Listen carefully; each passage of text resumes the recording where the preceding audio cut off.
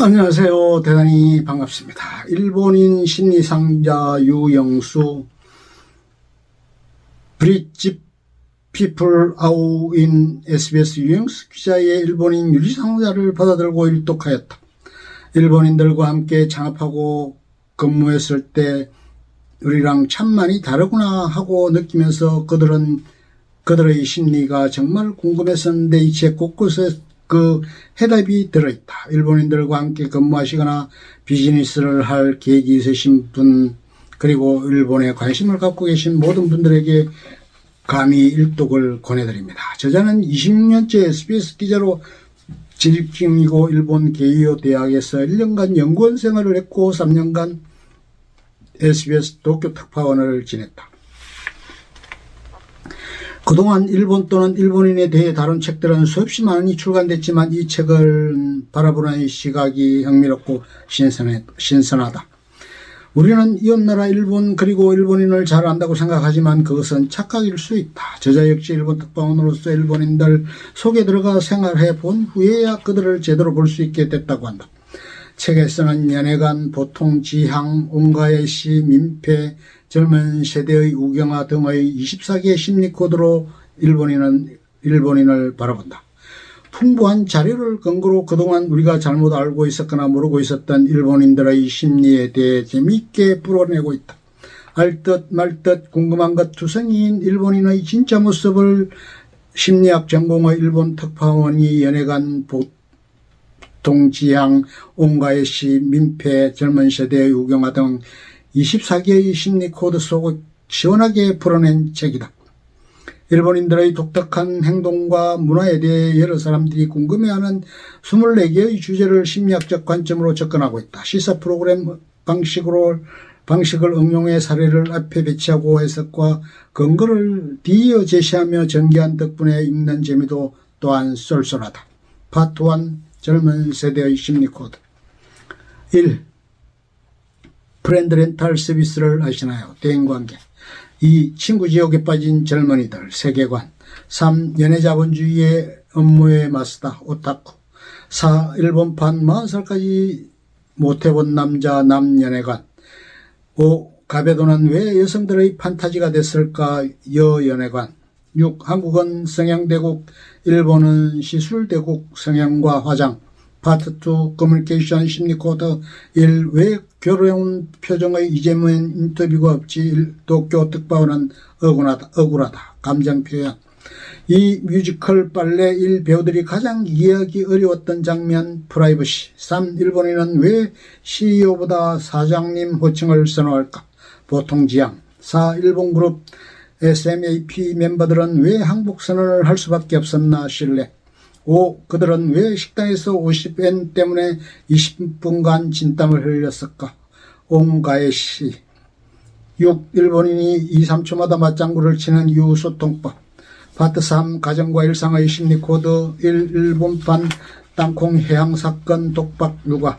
2. 일본 아이들은 왜 공감 능력의 발달이 늦을까? 가정교육. 3. 지하철 내 쓰레기 방치보다 더 나쁜 유모차 성차 민폐. 일본에서는 정말 혈액형 따라 유치원 반을 나눌까? 혈액형 성격론.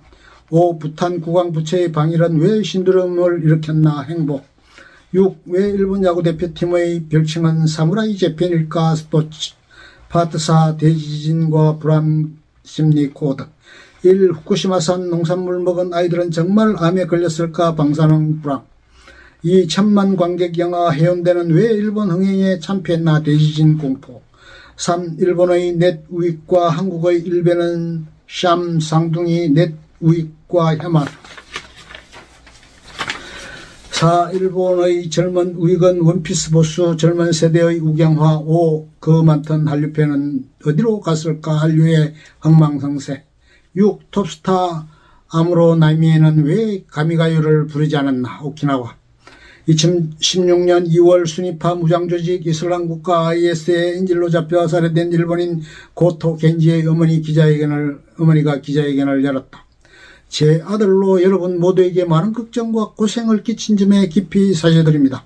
한국인으로서는 이해가 잘 안되지만 일본인은 당연하게 받아들였다. 신간 일본인 심리상자의 저자 유영수 씨는 유족의 사제 기자회견에서 일본사의 압력을 읽어낸다. 민폐 끼치기를 극도로 꺼리는 특유의 정서 때문이라는 것이다. 실제로 여론조사 결과 위험 지역에서 이번 때를 피해는 자업자득이라는 대답이 83%나 됐다. 저자가 전하는 또 다른 일화, 동일본 대지진 피해 지역 주민을 비하하는 발언을 한 관료가 자진 사퇴하며 변명이라고 내놓은 말이다. 제가 혈액형이 B형이어서 성질이 급하고 충동적입니다. 아프리카의 한 외신은 이제부터 A형을 강요로 임명해야 한다고 비아냥거렸다. 혈액형과 성격은 무관하다는 연구 결과가 쏟아졌지만 일본에서는 혈액형에 따라 반편성을 하는 유치원이 있을 정도로 혈액형과 성격 연관성에 대한 믿음에 변화가 없다. 한국과 달리 자기 주장이 강한 B형보다는 소심하지만 성실하고 꼼꼼한 A형을 선호한단다. 자신을 드러내기 싫어하는 일본인의 성격 탓이다. 현직 기자인 저자는 게이요대 방문연구원과 도쿄 특파원으로 일본에서 4년간 생활하며 들여다본 일본인의 심리를 세계관, 소통법, 민폐, 행복 등 24가지 키워드로 풀어낸다. 직접 경험뿐만 아니라 심리학 분야의 연구 결과를 인용해 설명을 뒷받침한다. 저자의 얘기를 들으면 한국인과 일본인 두 나라 사이는 닮은 듯 하면서 전혀 다른 모습이다. 한국인은 감정 표현을 서슴없이 하지만 일본인은 반대다. 표정 연구의 석학 폴 에크만 박사가 일본인은 다른 사람들 앞에서 속마음을 보이면 안 된다는 자문화 특유의 규칙이 있다. 그 규칙은 감정의 은폐와 억제라고 했을 정도다. 감정이나 의지와 무관하게 웃음을 짓는 탓에 스마일 마스크 증후군이라는 말도 생겼다. 저자는 인터뷰한 재현장 주민들이 도통 괴로운 표정을 짓지 않아 방송 만들기가 힘들었다고 털어놓는다. 한남충처럼 한국 사회에 번지는 혐오 표현은 1990년대 일본에서 먼저 유행했다. 이기적인 사람을 자기충 지하철에서 화장하는 여성층은 화장충으로 벌레에 빗댔다. 짐으로 좌석을 차지하는 사람을 비난하는 차지충이라는 비난 표현도 있다.